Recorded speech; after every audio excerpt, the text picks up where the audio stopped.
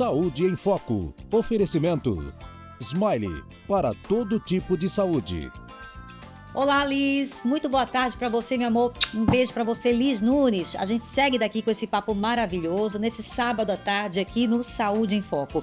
E no episódio de hoje vamos falar sobre avanços no tratamento do autismo. É um assunto que interessa a muitas famílias brasileiras e se você aí de casa tem alguma criança ou adolescente com o transtorno do espectro autista, eu te convido para ficar com a gente porque eu estou com duas pessoas que têm muito a contribuir para a gente entender melhor do assunto. O neuropediatra Flávio Santana está conosco nessa tarde. Ele vai falar sobre o diagnóstico e também avanços gerais nesse tratamento multidisciplinar do transtorno do espectro autista. Seja muito bem-vindo ao Saúde em Foco, Dr. Flávio Santana. Olá, Beatriz. Muito obrigado pelo convite. Eu que agradeço a sua participação aqui. E também estamos com a conselheira tutelar Renata Bittencourt. Renata é mãe do Bernardo, uma criança autista que hoje faz um excelente tratamento e ela vai falar dos avanços no desenvolvimento do filho diante dessa condição, né, do diagnóstico do autismo. Gente, dados recentes do CDC, que é o Centro de Controle e Prevenção de Doenças dos Estados Unidos, mostra que 1 a cada 31 crianças com até 8 anos tem autismo. Esse recorte é feito lá nos Estados Unidos, numa pesquisa feita em 16 estados, mas serve de referência para o mundo. E é um número que chama cada vez mais atenção, porque a cada 2 anos o relatório do CDC é divulgado. Por exemplo, no anterior, esse número era de 1 criança para cada 36. Agora já está diminuindo. A média agora é de 1 criança com autismo a cada 31. E a gente já vai entender por que tantas crianças cada vez mais estão recebendo esse diagnóstico. Claro que é uma pergunta aqui para o nosso neuropediatra, Dr. Flávio. O que tem a ver hoje com essa geração, né, que está cada vez mais diagnosticada com o TEA? Esse tipo de discussão é uma discussão muito comum até nos congressos de neurologia. A gente não tem ainda certeza absoluta do que está acontecendo, porque o que a gente sabe? A gente sabe que existe o acesso à informação, está mais amplo. Então, hoje você tem critérios diagnósticos mais enxutos, você tem profissionais com mais habilidade no diagnóstico, mas você tem principalmente mais informação. Então, as famílias estão procurando mais. Eram crianças que antigamente elas ficavam escondidas, e hoje está se procurando muito mais a informação na escola, a informação das mães e dos pais, a diminuição do preconceito. Então, esse é o principal fator de aumento do número de casos. Mas existe especulação com relação a fatores ambientais, né? Existem muitos estudos, a gente conhece que existe um termo que chama epigenética, que é como o meio ambiente pode modificar a genética, levando ao autismo. Então, isso é uma situação muito em estudo ainda, muita especulação com relação a muita coisa, mas a gente sabe que o aumento está muito alto, né? A gente está começando a achar que não só a informação, pode existir alguma coisa ambiental que esteja contribuindo para esse aumento. Então tem o fator genético, o fator biológico, o fator ambiental, né? É uma doença multifatorial que não tem ainda uma única causa definida. Mas deixa eu aproveitar aqui esse momento no Saúde em Foco para falar para quem está nos assistindo que dizer, por exemplo, que tem uma epidemia de autismo no mundo é um termo inadequado. Não digam isso, né, doutor Flávio? Isso atrapalha e muito, porque parece que é uma doença contagiosa. Para começar, autismo não é uma doença, é um transtorno, é uma condição.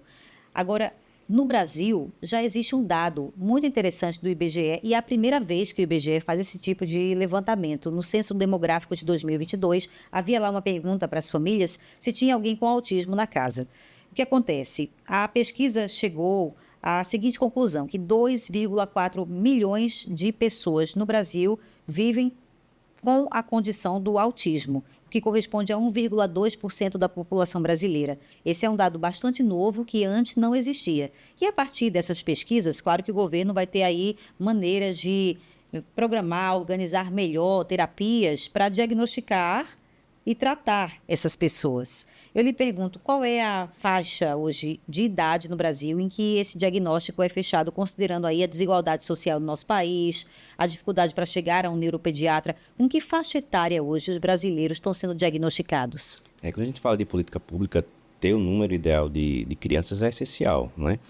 Só que esse dado do IBGE, ele tem um viés de que foi se perguntado à mãe, não se foi exigido um laudo. Então a gente não sabe se isso é um número real, né? E quando a gente fala do dado do CDC, você citou bem aqui, hoje é 1 para 31, Mas se você pega nos Estados Unidos e você divide em estados, na Califórnia é 1 para 19, no Texas é 1 para 100. Qual a diferença desses estados? Que na Califórnia você tem um acesso melhor. É um dos melhores, se não o melhor do mundo de acesso a diagnóstico. Então é importante que você tenha uma política pública de acesso a diagnóstico para você ter esse número real. A gente tem um exemplo de um projeto que eu estou participando, chamado Acolher, lá no Sertão, Rio d'Água das Flores. E a gente está fazendo o quê? Treinando professores de escola para que eles identifiquem, mandem os pacientes para a gente com algum tipo de avaliação da escola. E a gente está fazendo mutirões. Estamos fazendo mutirões de diagnóstico. A Como é que equipe. está sendo essa experiência lá no Sertão?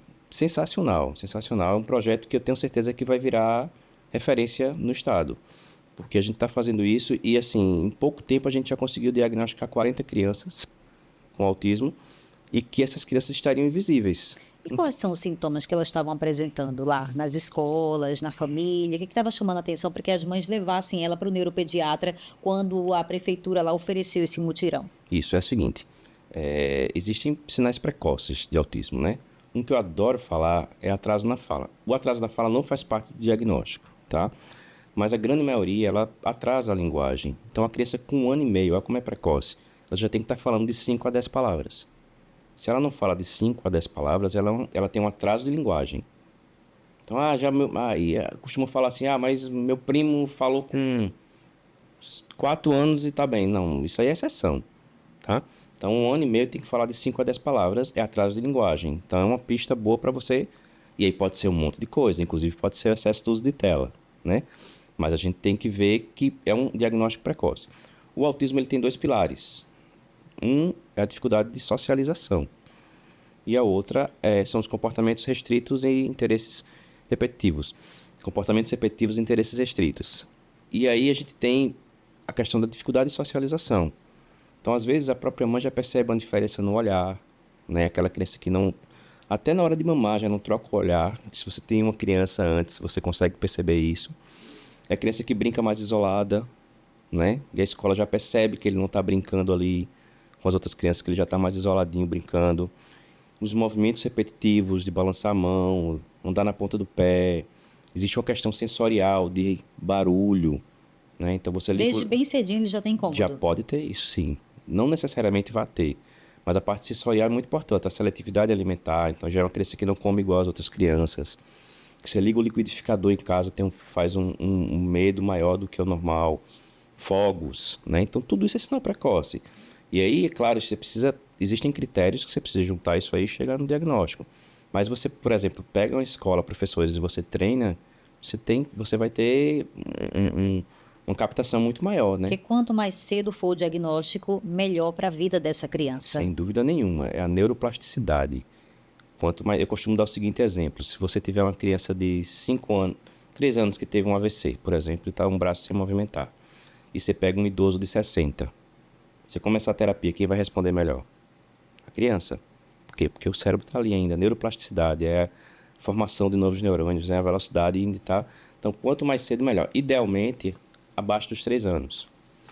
E, Beatriz, hoje a gente sabe que abaixo dos 3 anos é em torno de 30% dos diagnósticos. Então, como a coisa ainda tem muito que melhorar. Pois é, né? Só 30% dessas crianças têm esse diagnóstico no tempo ideal, entre 2 e 3 anos de idade, que é quando a família deve começar a agir para buscar as terapias. Falando em terapia, gente, tudo é investimento na saúde, né? E gastar com saúde não é gasto, é investimento. E a gente tem que manter uma boa saúde investindo nisso. E o melhor, nesse caso, o dinheiro vai para quem mais precisa, para quem mais importa, que é o seu bem mais precioso, a sua saúde. Por isso, na hora de escolher um bom plano de saúde, prefira uma operadora com experiência e tradição. A Smile é o plano que traz um retorno de verdade para a sua vida. Tem tecnologia avançada, com conhecimento humano, para você viver melhor. Com planos acessíveis e uma cobertura completa, a Smile se encaixa no seu estilo de vida e nas suas necessidades. Quer saber mais? Então visite o site smilesaúde.com.br e descubra por que a Smile é para todo tipo de saúde. Smile, cuidado que transforma. A gente está aqui com o apoio da Smile para falar hoje sobre autismo. E eu estou com uma convidada aqui, a Renata Bittencourt, que é conselheira tutelar e tem um filho de 8 anos que é autista. Eu quero saber como é que você descobriu que o Bernardo vivia com essa condição. Então, o B hoje tem 8 anos de idade, mas desde 1 ano e meio eu comecei a desconfiar de algumas coisas. Como o doutor Flávio falou, o Bernardo, diferente da maioria dos casos, ele não apresentava características que a gente encontra no autismo. Por exemplo, andar de ponta de pé, ele nunca andou. Ele não tinha sensibilidade auditiva, ele não tinha seletividade alimentar, que são as que a gente acaba olhando mais, né? Única coisa que o Bernardo apresentava, ele tinha um movimento repetitivo com a mãozinha, que é o flap, né, que chama. E aí, mas o que me chamou mais a atenção foi quando ele perdeu habilidades. O Bernardo começou a falar as primeiras palavras com 1 ano. E quando chegou com 1 ano e meio, parecia que ele nunca tinha falado nada. E aí me despertou. Eu digo, como assim? O Bernardo cantava. O que ele dizia? Você lembra o que ele conseguia falar? Eu tenho vídeos do Bernardo cantando aquelas músicas infantis de desenho. E aí, do nada, ele parou de falar. Eu disse, não, tem alguma coisa errada. E aí, como foi dito já, seria maravilhoso que alguns profissionais identificassem alguns sinais do autismo e, no meu caso, eu tive dificuldade com relação a isso. E aí foi que eu percebi que é realmente cada um no seu quadrado mesmo, porque a gente foi para... A minha primeira queixa foi com o pediatra, e aí foi dito o seguinte, não, isso é normal, cada criança tem o seu tempo. E isso me deixou desconfortável, porque eu sabia que não era cada criança que tinha um tempo. Eu notava, enquanto mãe, eu percebi que realmente tinha alguma coisa diferente. E aí eu insisti, mesmo sem o pediatra orientar que eu procurasse Ele nem outras encaminhou coisas. que você Não, procurasse um fono, por exemplo? Não. Ele nem fez encaminhamento? Não, ele falou, provoque mais seu filho, brinque mais com seu filho, é o tempo dele, você tá... os pais têm mania de comparar as crianças e tal. E aí eu marquei fono e marquei TO.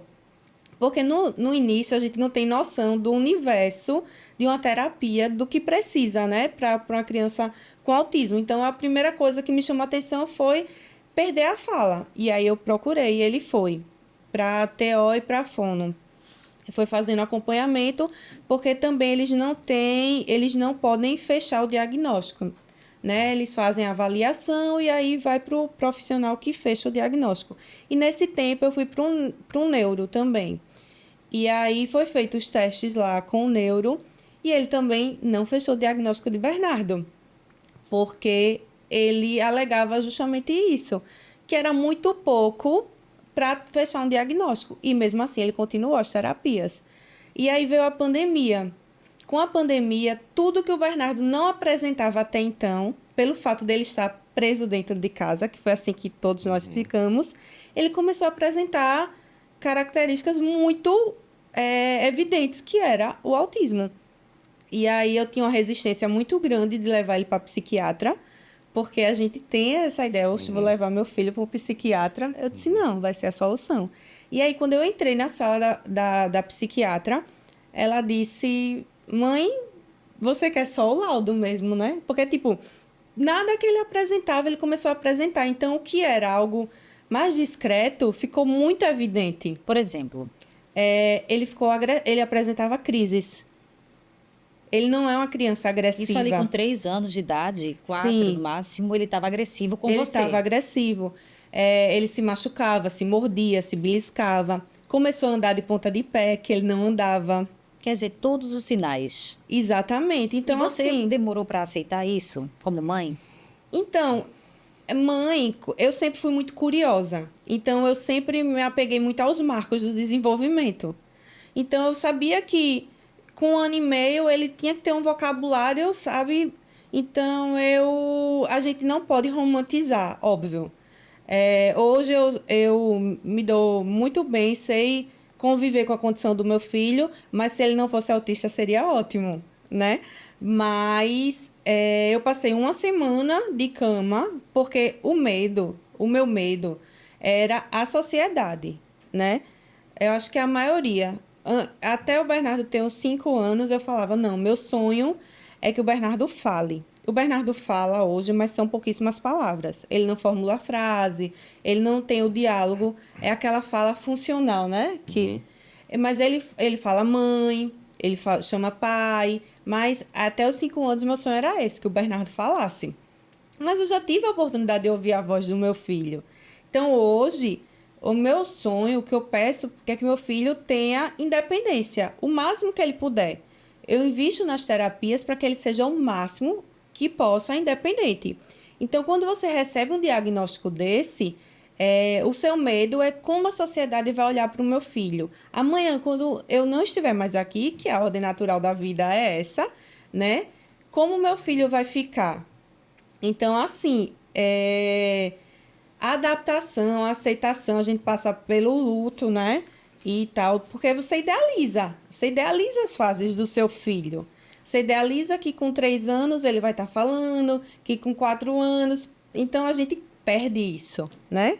Então, foi aceitação, um período de aceitação. Mas eu vi que ficar chorando, deitada, não ia resolver. Eu tinha que levantar e fazer o que tinha que ser feito. E assim eu fiz. Excelente, Renata. Eu acho que muitas mães que têm crianças autistas se identificam com a sua fala e é importante que ela fale que investe no tratamento do filho dela. É sobre isso que a gente vai falar no próximo bloco, depois do intervalo aqui do Saúde em Foco. Vamos agora para um break, é bem rapidinho. Eu te espero, hein, na volta do intervalo. Estamos de volta com Saúde em Foco, hoje para falar de avanços no tratamento do autismo. Eu já pergunto aqui para o nosso neuropediatra, Dr. Flávio Santana, qual é hoje a melhor terapia para o autista? O leque é grande, certo? A gente tem... É uma multidisciplinar, né? A gente tem que dizer que é multidisciplinar. Você tem vários tipos de abordagens. Mas o que a gente sabe hoje, que tem melhor resposta, é o que a gente chama de análise do comportamento aplicada, que é a sigla do ABA. Né? Então, hoje, os estudos mais robustos, eles mostram que o ABA é o que tem melhor resposta. Só que o ABA, Beatriz, ele precisa ser intensivo. Então, essa é a grande dificuldade. Não adianta você fazer 5 horas de ABA por semana. Dependendo do paciente, o paciente nível 3 tem que fazer de 30 a 40 horas de ABA por semana. E isso dificulta muito o acesso, tanto pelo SUS como pelos planos de saúde. E esse é bom que se saiba que essa terapia não é para ser feita, idealmente, não só na clínica. Então, é o que a gente chama de naturalista. Ele precisa ir para o terapeuta precisa ir para a escola, precisa ir em casa, porque é muito importante que a criança com autismo aprenda a fazer, a ter autonomia no lugar que ele vive. Ou seja, além Entendeu? dessa criança frequentar a clínica, o terapeuta dela também vai na casa ou até na escola para dar esse suporte, entender como é que a criança se comporta e, a partir dali, orientar e conseguir dar esse suporte para que ela desenvolva mais autonomia no dia a dia. Vou te dar um exemplo. É muito mais importante, tem muito mais resultado você ensinar uma criança, por exemplo, a tomar água num bebedouro. Um bebedouro que ela toma todos os dias, do que num bebedouro ali estruturado de uma clínica.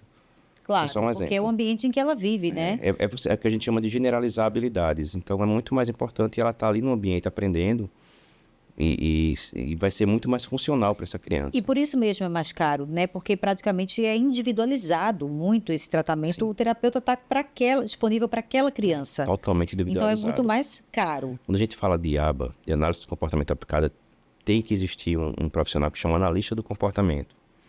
Então, muita gente não sabe disso e se faz muito ABA de qualquer jeito por aí. Você precisa ter um analista do comportamento e esse profissional, ele treina profissionais, que é o AT, um assistente terapêutico, para ir fazer. Não necessariamente o analista de comportamento precisa estar lá. Então, você tem um AT, que é o assistente terapêutico, que vai estar lá com essa criança o dia todo. Lhe pergunto, hoje o plano de saúde, ele cobre a terapia ABA?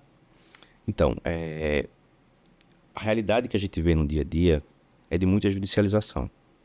Né? Então, é o dia a dia do neuropediatra fazer laudo, tentando mostrar e justificar por que é melhor essa terapia, porque a gente está ali no dia a dia vendo, não só o dia a dia, porque você tem o dia a dia e você tem os trabalhos, né? Então, cada vez mais a gente tem trabalhos mais robustos falando.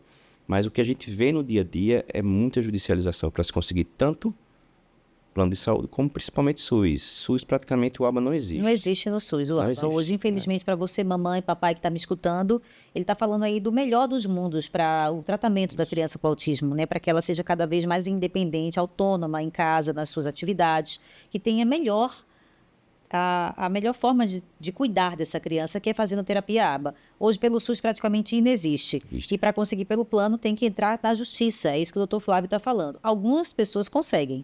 Isso, é uma briga, né? Na verdade, assim, a gente vai falando de política pública, a realidade, ela é muito difícil para essas mães. É uma realidade muito difícil. A gente, como a Renata falou, a gente não pode romantizar, né?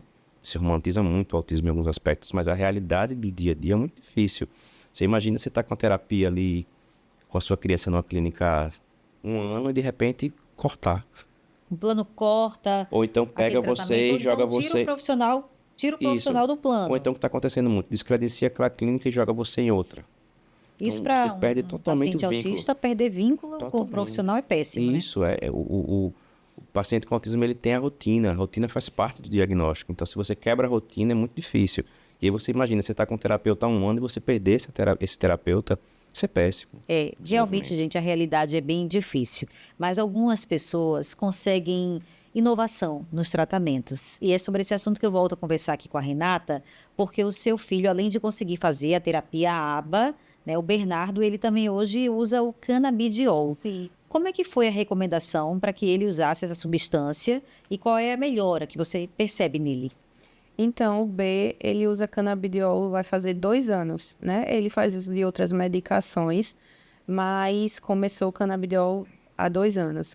E, no início, não tinha evidência científica para o autismo, né? O canabidiol.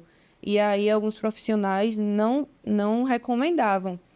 E o B seguiu essa linha, né?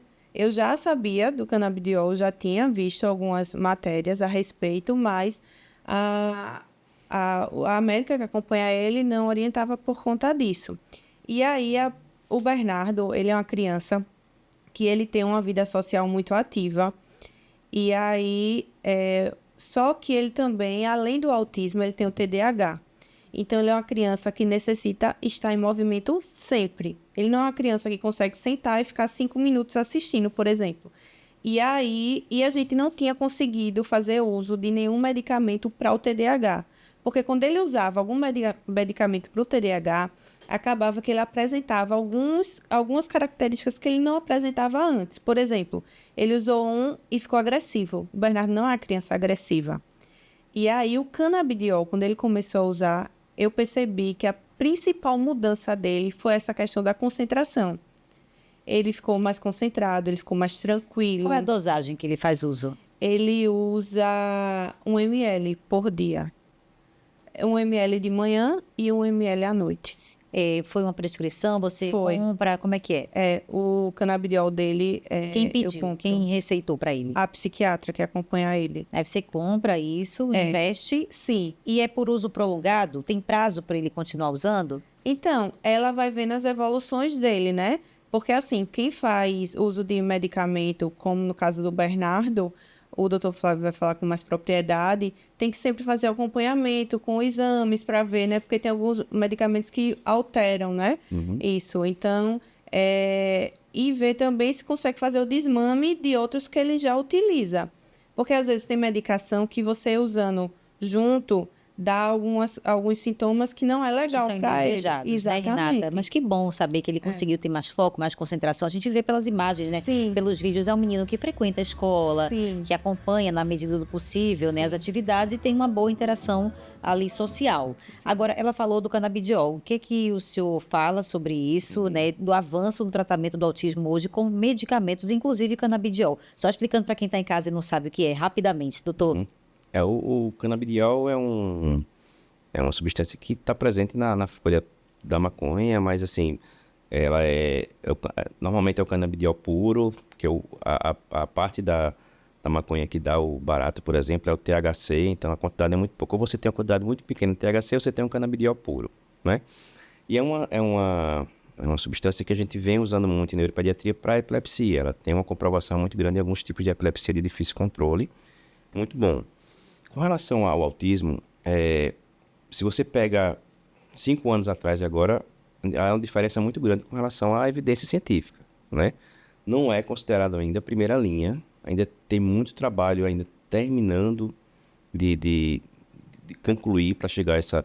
Porque não adianta você ter uma resposta boa se você não sabe lá na frente como é que vai ser. Então, os trabalhos eles precisam de tempo, entendeu? Mas a gente tem muito relato de mãe com melhora, né? Eu já uso no consultório, em alguns casos, mas é adjuvante. O canabidiol é um tratamento, duas coisas que precisa dizer. Ele é adjuvante, ele não é O sozinho. principal, né? Tem principal, que continuar na terapia e não é regular. milagre. Uhum. Entendeu? Então, assim, que se busca muito, porque imagina, você tem uma criança que se agride todo dia, o desespero que é dessas mães, e aí vem aquela coisa de se aproveitarem desse desespero para se vender de tudo, entendeu? Então, se você pega o rol e o leque de coisas que tem, que é oferecido para uma criança com autismo, que não tem evidência nenhuma, é muito grande. E aí o canabidiol apareceu meio que nesse rol e começou a gente ver que realmente é uma coisa que tem evidência, está começando a ter evidência, está começando a ter boas respostas, mas sabendo que é adjuvante e que não é nenhum milagre. Doutor Flávio, a gente já está se encaminhando aqui para os momentos finais desse episódio do Saúde em Foco para falar de autismo. Eu queria te perguntar, a terapia, ela vai até que faixa da vida adulta dessa pessoa com autismo? É importante que a gente saiba que, assim, a gente não pode nunca generalizar. Todo tratamento é individualizado. A gente falou de individualização de tratamento. E aí, se sabe muito pouco ainda com relação ao adulto. Entendeu? A gente não sabe. A gente passa de 18 anos, sai da neuropediatria, vai para a psiquiatria adulta. E é um mundo ainda muito a se conhecer, né? Então, a gente não sabe até que ponto... uma coisa que é importante. Quanto mais vai passando o tempo, mais aparecem comorbidades.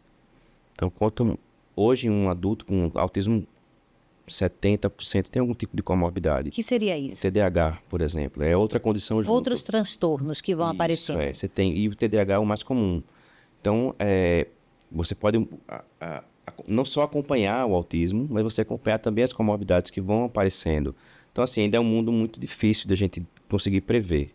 Entendi. E aí sempre estar em contato com o apoio médico é fundamental, né, para acompanhar esse paciente. Sim, sim, sempre. Até porque ela falou também que alguns medicamentos precisam que a gente acompanhe efeitos colaterais, né? Existem medicações que aumentam o peso e etc. Muito obrigada, Dr. Flávio Santana, por estar aqui com a gente hoje no Saúde em Foco, falando sobre tratamento e inovação no tratamento para autistas. Muito obrigada pela sua participação. Eu que agradeço. Renata, muito obrigada também. Parabéns pelo exemplo de mãe que você é, pela sua resiliência, por tratar o Bernardo com tanto amor, e a gente vê aí o resultado nas fotos e vídeos, como ele é uma criança que tem uma vida normal. Obrigada, Renata. Eu que agradeço. Olha, o nosso assunto continua agora no YouTube da TV Pajuçara. Você pode apontar a câmera do seu celular para esse QR Code que aparece agora aqui na tela. A gente continua por lá falando muito mais sobre avanços no tratamento do autismo. Na TV, eu me despeço por aqui, hein? A gente se encontra no próximo sábado, na semana que vem, às 2h30 da tarde, logo após o Sempre com Você. Um beijo, até semana que vem. Tchau, tchau. E a gente segue com esse papo aqui no YouTube da TV Pajuçara falando de tratamento de autismo. Mas tem um ponto que eu queria muito tocar com o Dr. Flávio Santana, que está aqui, que é o nosso neuropediatra, que é a questão das telas. Criança que usa muita tela, tablet, celular, até a televisão, tela de computador. Gente, isso está provocando um atraso real no desenvolvimento e até na fala dessas crianças. E às vezes esse atraso pode até ser confundido com autismo sem ser. Mas eu quero falar com o senhor, o que está causando, o que está provocando esse excesso de telas para essa criançada toda, doutor? A gente teve uma reviravolta grande com a pandemia, né? Na pandemia, a gente começou a ver, começou a sentir o que as telas poderiam fazer. Por exemplo, você imagina que de repente todo mundo começou a ter que assistir tela, ter que estar ali na tela o tempo todo. A gente não tinha o que fazer, né? Então, a partir daí, começaram a se descobrir mais e o nível de número de trabalhos aumentou, mostrando esses prejuízos. E aí, para cada faixa etária, você tem prejuízos diferentes. Por exemplo, para o menorzinho, é muito importante o atraso na linguagem. Então, toda a parte de comunicação, socialização, linguagem, ela começa logo cedo, o prejuízo da tela. E aí é quando você vem a clínica parecida com o autismo, né? Então você pega uma criança, porque de 0 a 2 anos, Beatriz, é para ser 0 de tela. Isso não sou eu que estou falando, é a Academia Americana de Pediatria, que a gente aqui segue, a Sociedade Brasileira de Neurologia Infantil. Nenhuma telinha de celular, Até 2 anos de idade. joguinho, vídeo no YouTube, não era pra gente mostrar os E aí- nossos bebês. E aí, quando eu dou aula com relação a isso, eu falo assim, gente, levanta a mão quem já viu essa cena em um restaurante. Aí eu coloco uma criança de 1 ano com o celularzinho É um ali. bebê, né? 1 ano é bebê. Aí você vê 1, 2 anos, a criança com o celular ali no restaurante. Quem já viu? Todo mundo Todo levanta a mão. mundo. Então, enfim. E o principal prejuízo é atraso de linguagem, né? E aí no autismo, você pode também ter esse atraso de linguagem, de comunicação no início. E eu comecei a ficar mais preocupado ainda quando eu tenho muita experiência com autismo, Beatriz. E chegou uma criança para mim que eu disse, não, essa é autismo. Na primeira consulta, acho que a gente nunca dá diagnóstico na primeira consulta, pede um relatório da escola e tal. Quando eu perguntei à mãe, criança de 2 anos mais ou menos, mãe, como é que é o uso de tela? Doutor, o dia todo. O dia todo quanto? 6 horas por dia, que é para ser 0, né? A partir de 2 anos até 6 é 1 hora. Mãe, isso tudo vamos tentar tirar. A criança voltou 1 mês depois, era outra criança. Uma criança que eu achava que era autismo. Então, assim, você vê como é ruim e como traz características, não que a tela causa autismo, não. Causou sintomas parecidos que confundiu. E aí a gente vai na literatura, você tem um monte de trabalho já mostrando que tem muita clínica com relação a isso. Isso no menorzinho. Quando você vai crescendo, você tem dificuldade de atenção, desatenção. Para a gente entender por que isso acontece do atraso, é porque assim, a criança que está só lá, sentada, né, acomodada e assistindo sem interagir, sem falar, é por isso que atrasa o desenvolvimento dela, porque ela está o tempo todo no estado somente de espectadora. Ela não está interagindo com ninguém, ela está ali caladinha, sem, né, treinar essa habilidade da fala, assistindo o conteúdo e ouvindo. Mas ela não está falando. Então, isso faz com que ela não tenha essa habilidade de tentar se expressar melhor, de conversar com alguém no ambiente, porque ela está caladinha, sentadinha, assistindo. O ser humano é um ser sociável. Ele precisa socializar. Aí tem muita gente que fala, doutor, mas é educativo. Não adianta. O ser humano, ele aprende com outro ser humano. Aí você precisa estar ali. Então, o tempo que você perde de estar com seu filho, conversando com ele na tela, é essencial. E isso, os trabalhos já mostram também o quanto que é prejudicial você, adulto, estar ali na frente dele. Entendeu? Saiu um trabalho agora que eu até publiquei no Instagram, que mostra, assim, o quanto que é prejudicial o tempo que o pai e a mãe ficam ali na frente do filho. Então, você já tem trabalho comparando isso. Porque está no celular, mas não está interagindo com a criança. Isso, já tem um termo para chamar tecnoferência. Então, a tecnoferência hoje é uma realidade. E a gente já sabe que está fazendo mal para a criança. Atraso de linguagem, atenção, irritabilidade. E aí o negócio vai escalando, né? Quando você chega no adolescente, aí já é ansiedade, depressão. Entre as redes sociais, que é assim, idealmente a sociedade fala de pediatria. Rede social só a partir de 16 anos no mínimo, né? Então começa essa bola de neve, né? E a gente vê que tem, inclusive, criança que é autista, né? Adolescente, no início ali da adolescência, que já tem perfil em rede social, que está em chats online, jogando. E qual é o grau de exposição e vulnerabilidade também dos autistas nesses ambientes, na internet, nas redes sociais? Eu acho que, assim, hoje em dia, Beatriz, a gente tem que ter muito cuidado com qualquer ambiente de internet que tenha chat. Ah, tem um jogo online que tem um chat lá. Porque a pedofilia, ela está espalhada, né? Então, não só está espalhada, como eles se comunicam entre eles de uma forma que a gente não sabe. Por códigos, né? Por código. Graças a Deus, eu acho que a Polícia Federal, de um modo geral, já está mais atenta a isso, a investigação está maior. Mas tem que ter muito cuidado. O ideal é que você evite. Agora a gente vive também num mundo eletrônico, né, digitalizado. Então é importante também que esses menores, né, adolescentes, em algum momento eles vão ter que se familiarizar ali com essas plataformas, Sim. né, aprender a usar o computador. E aí, quando você diz que, por exemplo, é perigoso para o autista estar lá sem supervisão, é complicado, porque ao mesmo tempo ele tem que ser inserido nesse meio digital para que no futuro ele possa, inclusive, fazer tudo ao redor hoje da gente é digital, né? O mundo é digital. Então, É a questão do diálogo, né? Você tem um diálogo, você tem que ir conversando com essa criança desde cedo, expondo quais são os perigos. E você tem também uma forma de você acompanhar. Existem aplicativos, tem o Family Link, que é um aplicativo... Family Link. Que você consegue acompanhar o que seu filho está vendo, você consegue limitar o uso.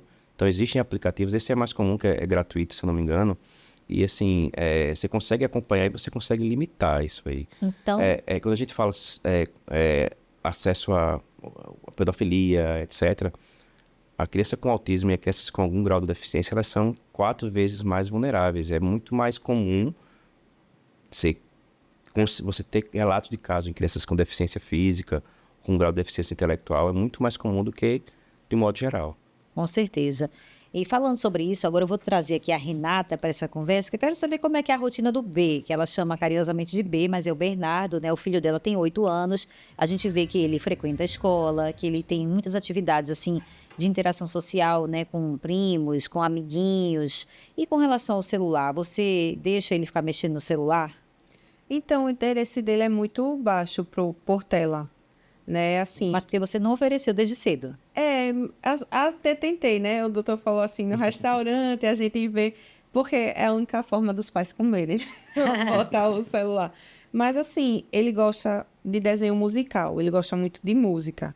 Então, às vezes eu coloco algum tipo de desenho, mas ele não tem muito interesse. Ele fica ali 5, 10 minutos, mas não é algo que prende ele, entendeu? Nas telas.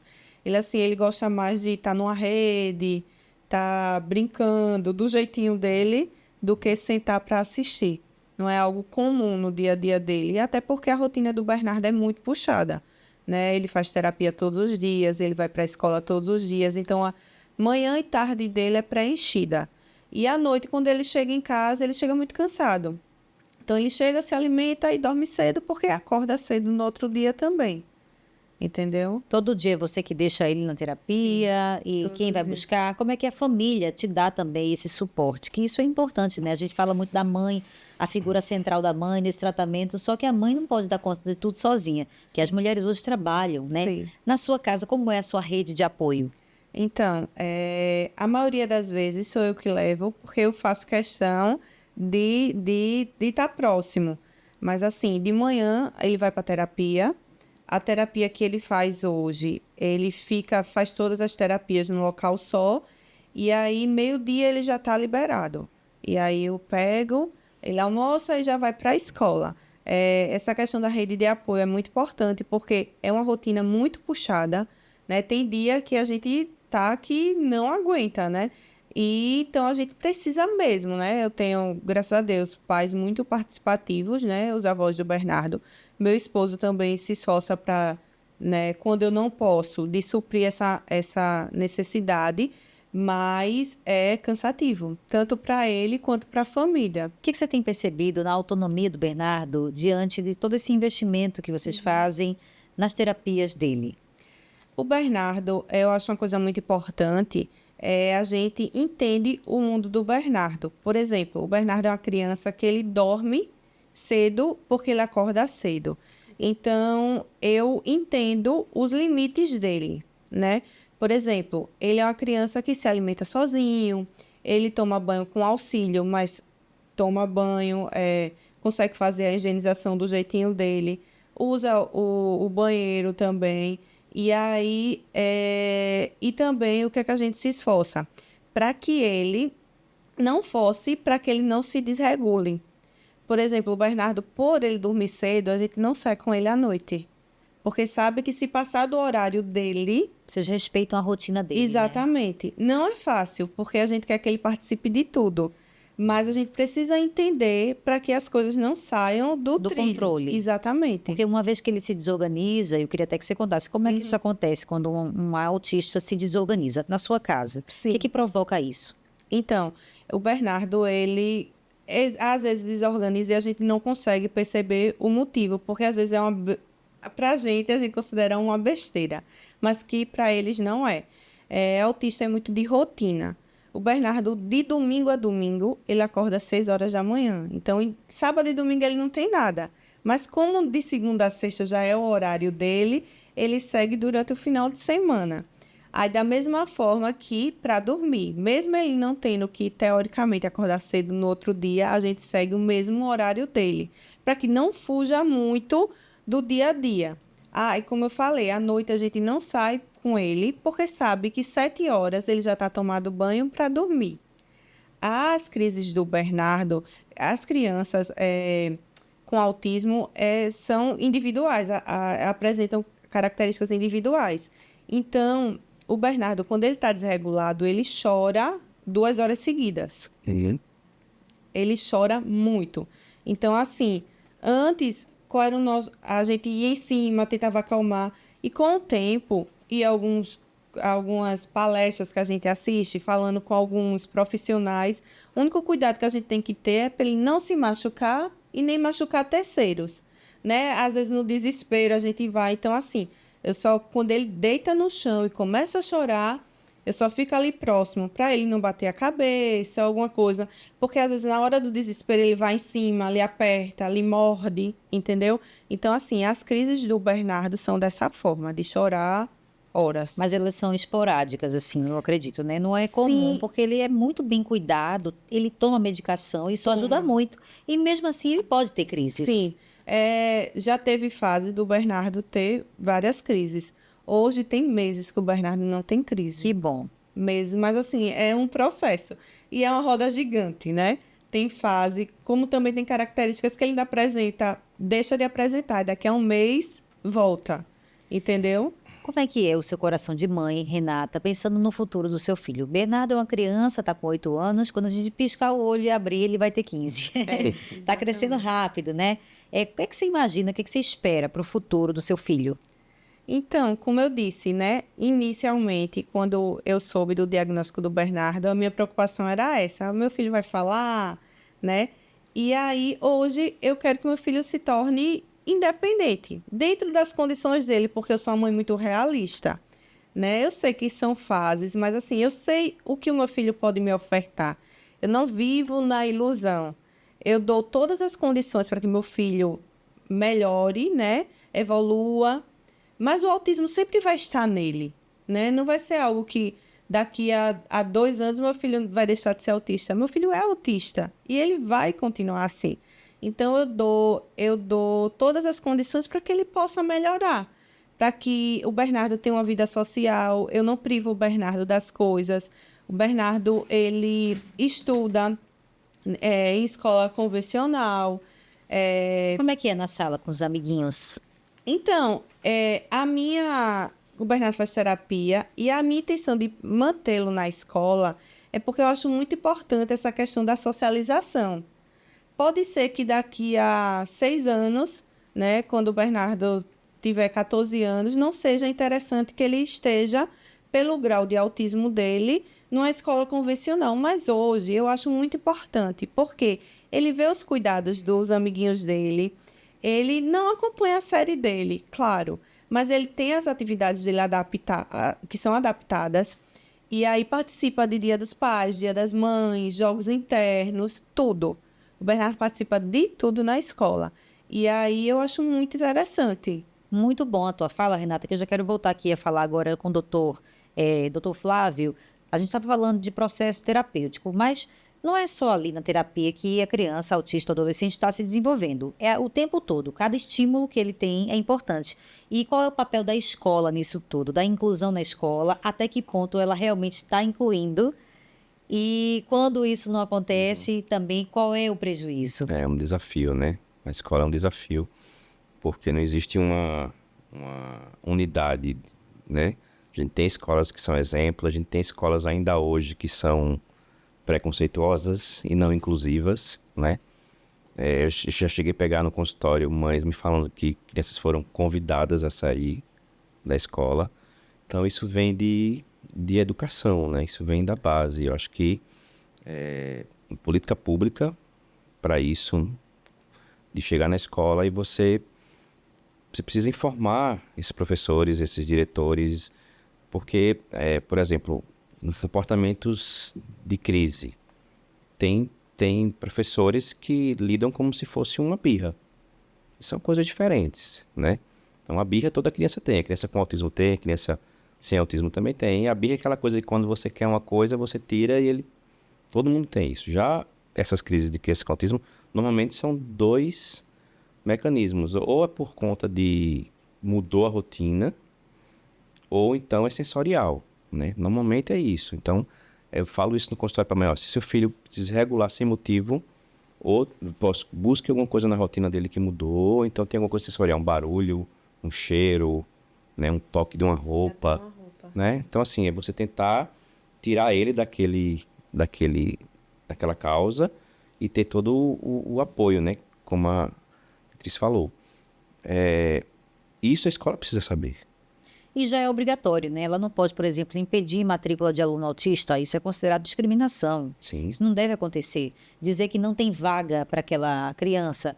Agora a gente sabe do fator econômico, né? Ter uma criança autista, sobretudo com um nível de suporte 3, exige ali um assistente, alguém que esteja perto dela. E nem sempre a escola tem ali investido em capacitar, em contratar profissionais capacitados para essa função. Como é que o senhor entende hoje que está o Brasil, a educação brasileira para a inclusão de forma geral? A gente está capengando ou a gente está se encaminhando para um bom cenário ou está longe do bom cenário? Como é que a gente está? Eu acho que está longe ainda, Beatriz. Acho que está longe. Existe hoje uma discussão, nesse momento, no Brasil, com relação a se a Beatriz está acompanhando, ou Beatriz Renata está acompanhando, que é a coisa de levar as crianças para uma escola especializada, né? Então, existe uma corrente que defende isso, existe uma corrente que acha que não é inclusivo. A corrente que acha que deve estar nas escolas, acha que não é inclusivo. A corrente que acha que eles têm que estar na escola especializada, fala que não adianta eles estarem ali porque eles não estão aprendendo, tá? Então, hoje é uma discussão Qual é a muito sua grande com opinião relação sobre a isso? Eu acho que, mais uma vez, cada caso é um caso. Acho que a gente tem que individualizar.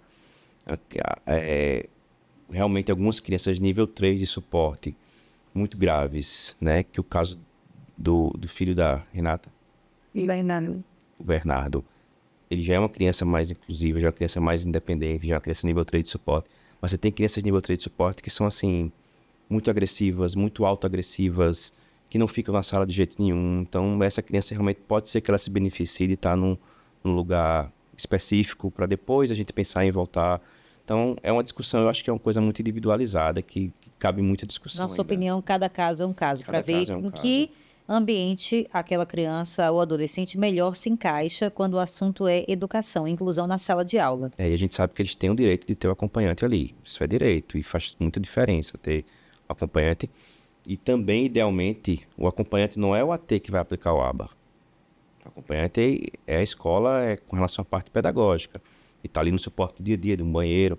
Mas o AT está ali para fazer a terapia. Então, você ter o profissional do ABA ali junto também, ajudando, como eu lhe falei, no dia a dia. Você aprendendo onde você está no dia a dia, mais importante do que você está na clínica. Assunto importantíssimo, né? A gente está falando aqui de autismo, a gente precisa falar desse assunto cada vez mais, porque cada vez mais pessoas são diagnosticadas com autismo no mundo, inclusive aqui no Brasil. Então, a gente precisa estar a par dessas informações para saber lidar melhor quando esse assunto acontece na nossa família, quando é uma realidade perto da gente. E isso é cada vez mais frequente nas famílias brasileiras. E esse assunto tão importante hoje só é possível graças ao apoio da Smile. Smile para todo tipo de saúde. É um plano em que você pode procurar para ter essa assistência a vida inteira. Lembrando que isso não é gasto, tá? É investimento. Procure a Smile. Agora eu quero falar com você, Renata, também, com relação a realidade em que você se insere. O seu filho, o Bernardo, ele tem, graças a Deus, acesso, né, a essas terapias, ele faz uso do canabidiol, ele toma remédios, também tem toda uma rede de suporte. Sim. Conversando com outras mães por aí, o que você tem sentido? O que você tem visto hoje aqui em Maceió, sobretudo, das famílias que têm algum autista? Como é que está hoje o suporte para a família maceuense, alagoana, sobretudo em nível de rede pública, você que é conselheira tutelar, como é que está essa realidade hoje por aí? É uma realidade muito difícil, né? O Bernardo é uma criança privilegiada, porque ele consegue fazer as terapias, ele consegue fazer uso das medicações, ele tem acesso à escola, tem acesso ao auxiliar de sala, ele tem um auxiliar para ele, mas é uma realidade distante, não é uma realidade de todas as crianças, né? Infelizmente, a gente sabe que existe toda a questão, desde o princípio, do diagnóstico, que já é difícil de ter. E aí, mesmo sendo um direito, né, de todas as crianças, ter acesso à saúde, acesso à educação, não é a realidade de todas, infelizmente, porque Se tem escola, porque não pode negar a matrícula, como você bem disse. Mas uma criança numa escola, sem ter alguém para estar ali auxiliando, ela fica descartada, né? A palavra é essa, porque o meu maior receio, quando coloquei o Bernardo na escola depois do diagnóstico, era esse, porque eu não queria que meu filho fosse como, um objeto no ambiente. Eu queria que ele, de fato, tivesse inserido, né? Mas aí, quando se fala também das escolas adaptadas, eu acho que a questão é justamente isso, porque quando está ali os profissionais preparados para receber aquela criança, ele vai saber conduzir melhor a situação, né?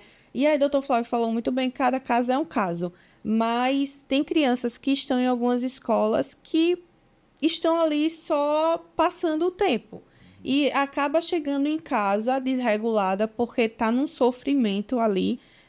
Crianças que não conseguem, por exemplo, o Bernardo, ele tem a necessidade dele de se movimentar. Então, ele estuda numa escola que tem um campo. Então, quando o auxiliar dele percebe que ele já está no limite dele, ela levanta e ele anda no campo para dar aquele movimento. Porque ela sabe que manter ele na sala de aula mais do que ele aguenta é uma tortura para ele. Na sala do Bernardo, só ele tem autismo? Tem ele e outra criança. E essa auxiliar, ela toma conta dos dois? Não, é só para ele. Só para o Bernardo. E a outra criança tem a Que dele legal, né, também. isso? Eu Dá uma acho tranquilidade para a família Sim. também, né? Saber que está deixando seu filho na escola e que ele está sendo bem cuidado. Infelizmente não é realidade por aí, infelizmente sabemos que é longe essa realidade, mas a gente está aqui para te orientar, mãe, pai, você a saber buscar o seu direito, cobrar junto à diretoria, seja na escola particular ou também na pública, porque deveria ser igual o tratamento em todos os ambientes. E é uma luta constante das famílias, né? E não tem custo a mais por isso, porque da mesma forma que a inclusão é um direito, às vezes a gente fala como se a inclusão fosse um favor, que a escola tal é inclusiva. É um direito que a escola seja inclusiva. É um direito que o meu filho, dentro da condição dele, participe do Dia dos Pais, do Dia das Mães, de todos os eventos que estiver na escola, como todas as crianças que estão ali. Até porque as outras crianças também têm que saber lidar com Exatamente. meninos como o Bernardo, pessoas que têm um comportamento diferente, porque essas crianças hoje serão as adultas de amanhã. E se a partir de agora, né, doutor, elas não têm já essa interação, esse costume de entender que o meu coleguinha, ele não vai me responder do jeito que eu queria, que ele tem um tempo dele, tem um comportamento diferente. Se a criança não aprende isso agora, como é que ela vai respeitar e ter tolerância com o próximo amanhã? Então, é inclusão para todos, né? Um processo educativo para o autista, mas também para aquelas outras crianças que estão vivendo daquele ambiente, né? E isso agrega para todo mundo. A gente tem que entender de verdade isso, né, doutor Flávio? Perfeito, perfeito. Eu te falo, assim, já é uma opinião, um relato pessoal, que minha filha tem 5 anos, e quando ela iniciou na escola, na sala dela, tinha uma criança com deficiência, e que a gente achou isso muito bom.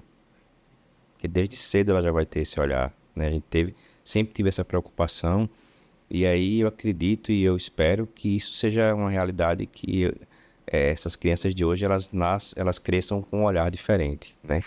Vamos já finalizando aqui, daqui a pouco esse episódio, eu quero ir para os finalmente, como diz a história, só te perguntando, né, o que é que você tem visto aí na medicina, né, avanços na neurociência, inclusive de outras modernidades que estão aí para melhorar a capacidade de entendimento desses meninos e meninas autistas, a absorção do conhecimento deles. Como é que está hoje a neurociência? Quais são as pesquisas de inovação nesse sentido?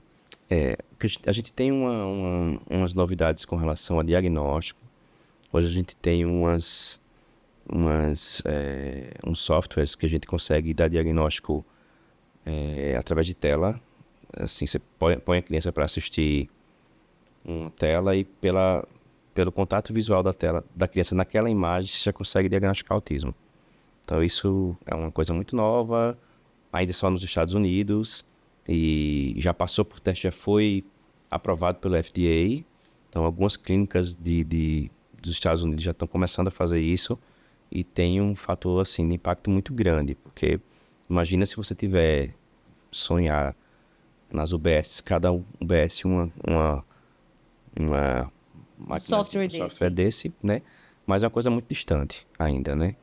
E com relação a tratamento, é terapia, Beatriz. Terapia, medicação. Terapia, a medicação, ela não existe nada hoje ainda que haja exatamente no autismo.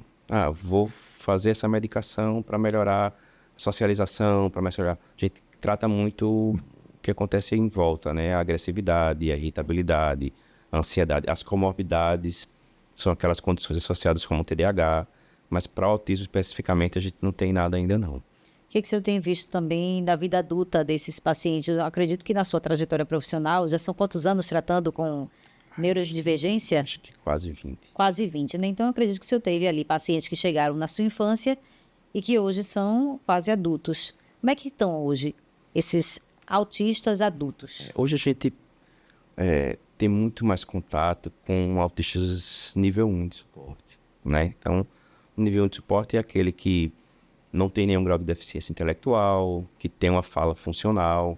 Então, Consegue estudar e trabalhar? Consegue estudar e consegue trabalhar. É o que a gente chamava antes de síndrome de Asperger, né? É o nível 1 de suporte.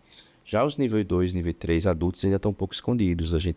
Eu particularmente, eu tenho muito pouco contato. E esses adultos, eles não tiveram a chance de ter a terapia precoce, né? Então, a grande maioria, existia uma lenda urbana que o diagnóstico de autismo só se dá a partir de 4 anos. Tem pediatra que fala isso hoje ainda. Isso não existe. Quanto mais hoje a gente já consegue dar, o mais jovem que eu dei foi uma criança de 1 ano e 3 meses para 1 ano e 4. Então a gente já consegue dar, e isso é importantíssimo, que seja o mais cedo possível. E esses adultos mais graves, eles não conseguiram ter esse acesso à terapia, então são adultos menos funcionais quando a gente pega nível 2, 3 de suporte. A gente vê aí que tem muita gente aí na vida como um todo, tem artistas, né? Tem atriz, tem advogado autista, já entrevistei inclusive, que são pessoas que já também foram diagnosticadas até tardiamente, às vezes até na vida adulta, é que a pessoa veio procurar um auxílio ali, terapêutico, e foi se encaminhando para fechar um diagnóstico de autismo. É coisa da informação, né? A informação hoje ela é muito maior. Já aconteceu de a gente dar diagnóstico para uma criança e o pai se identificar, e lá na frente o pai conseguir o diagnóstico, porque a genética é muito importante, né? E é a coisa da informação, né? É o aumento do diagnóstico pela informação. Então a gente reza que as pessoas consigam encontrar aí a forma de buscar o diagnóstico, o tratamento. Percebeu algum padrão diferente no desenvolvimento do seu filho? Não fica ali tentando evitar, achar que ele vai melhorar com o tempo, não. Se você acha que tem alguma coisa de errado, diferente das outras criancinhas, procura um médico, né? Marca ali o fono, marca o psicólogo, marca o neuro, né, doutor? Deixa eu pegar esse adendo. Não existe, cada criança tem seu tempo. Se o pediatra falar isso para você, esqueça. A gente tem um exemplo aqui vivo do lado. Não existe cada criança tem. Existem marcos de desenvolvimento. Então, naquela faixa etária tem que fazer isso, naquela outra tem que fazer isso. Não existe, deixa cada criança. Graças a Deus, hoje os pediatras estão cada vez menos falando dessa frase, né? Como o pai e a mãe às vezes não sabem o que é um marco do desenvolvimento, Isso. mas ele tem ali instintivamente de perceber que o filho não está olhando no olho dela, né, que ele tem algumas estereotipias, né, que é aquele gesto repetitivo com a mão, andando na ponta do pé, coisas assim que fazem colocar objetos enfileirados, né? Tem história de criança que gosta de pegar o brinquedo, em vez de brincar, ela sai colocando um atrás do outro e vai fazendo aquela fila, né? Isso também, eu já ouvi muito isso, né, da Cabeça criança. na parede. Bater cabeça na parede. Bater cabeça na parede. E não só com relação ao autismo. Quando a gente pode abranger para todo tipo de deficiência, que quanto mais cedo, né, você tem muitas condições. Ontem foi o Dia Nacional da Distrofia Muscular de Duchenne, que é uma miopatia que a criança atrasa para andar, começa a andar caindo. Então é marco. Então não adianta você chegar e o pediatra dizer, não, deixa ele cair, é só o tempo dele. Não chegou naquele marco, 1 ano e meio não andou, 1 ano e meio não falou 5 a 10 palavrinhas, tá atrasado. Então, mães, pais, vovós, titias, titios, procurem ajuda, tratamento médico, tá bom? Marquem uma consulta, tentem, se esforcem para ir em busca dessa jornada que é longa e tem muitos desafios. Uma jornada que a Renata enfrentou. Renata, obrigada por você estar aqui com a gente hoje compartilhando um pouco da sua vivência com o Bernardo, mas eu fico muito feliz de saber que seu filho está muito bem amparado, que você está aqui, né, para encorajar também outras mães. Espero ter contribuído com a minha experiência com o B. E como você falou, não existe outro caminho. O caminho é o tratamento, é a aceitação e adequar a sua vida, a sua família, para conviver por muito tempo com aquela criança que amanhã vai ser um adolescente e um adulto futuramente.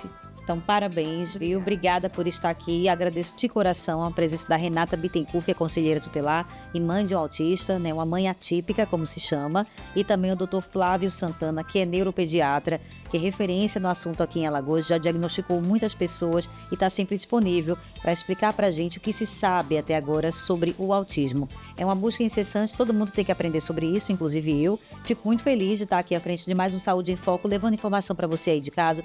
Se isso fez sentido para você, se você acha que alguém tem que ouvir essa conversa, encaminhe agora esse vídeo para essa pessoa aqui pelo nosso YouTube da TV Pajuçara. Você pode encaminhar, pedir para que a pessoa assista a esse conteúdo, se ele for relevante para você. Então, assim, eu me despeço de mais um Saúde em Foco. Na semana que vem, estamos aqui com mais um novo assunto que é importante para a sua vida. A todos, muito obrigada pela atenção e até a próxima. Saúde em Foco. Oferecimento. Smile, para todo tipo de saúde.